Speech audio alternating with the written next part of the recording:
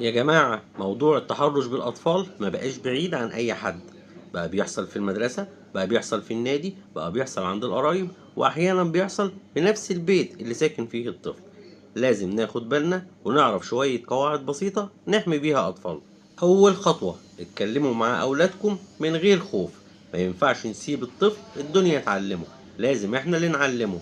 اتكلم معاه بهدوء وعلى قد سنه ومن غير خوف. تاني خطوة لازم نعلمها لأولادنا قاعدة مهمة جدا: جسمك ملكك انت وبس.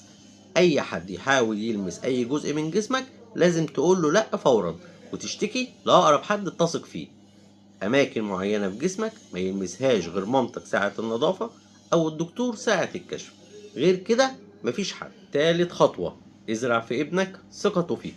الطفل اللي مش بيحكي مش معناه انه بخير، ممكن يكون خايف يتكلم أو خايف من العقاب.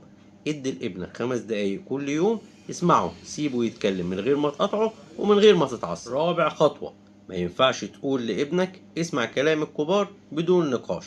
لازم تقوله اي حد يقول لك حاجه تضايقك تعالى وقول لي، لان التحرش دلوقتي بيحصل من ناس قريبه جدا، سواء مدرس سواء مدرب سواء قريب من الاهل. خامس خطوه، لازم تعلم ابنك الفرق ما بين السر الحلو والسر الوحش. لو سر يفرحه عادي، انما لو حد قال له ما تحكيش الكلام ده، او لو حد عرف هزعلك، ده اسمه سر وحش، لازم يحكيهولك فورا.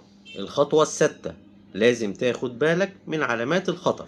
في علامات معينة لو ظهرت على الطفل معناها إن في مشكلة. أول حاجة، خوف مفاجئ من شخص معين. تاني حاجة، اضطراب في النوم أو تبول لا إرادي. تالت حاجة، عزلة أو اكتئاب أو بيحب يقعد لوحده. رابع حاجة، سلوك جنسي جديد بدأ يظهر على الطفل غير مناسب لسنه. أي حاجة من العلامات دي تبدأ تظهر معناها إن في مشكلة لازم نقف عندها. الخطوة السابعة، لازم تعلم ابنك إن الإنترنت هو أكبر باب للتحرش. ما يفتحش الكاميرا لحد ما يعرفوش، ما يبعتش الصور لحد ما يعرفوش، ممنوع يقابل حد اتعرف عليه اونلاين. لو وصلت له اي رسالة غريبة لازم يوريها لك فورا. طيب ايه الاجراء اللي المفروض نعمله لو طفلك لا قدر الله تعرض للتحرش؟ اول حاجة لازم تهدى وتسمع من طفلك وتستوعبه وتحتويه. اولا هو ملوش ذنب، اسمع منه وهديه، وبعد كده خد الاجراءات القانونية لو كان الامر يستدعي ده. لازم نعرف كلنا إن أقوى سلاح لحماية أطفالنا من التحرش هي علاقتنا بيهم.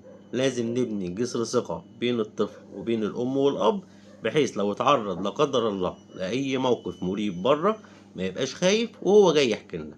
ربنا يحفظ أولادنا، وإن شاء الله ربنا يحفظنا كلنا.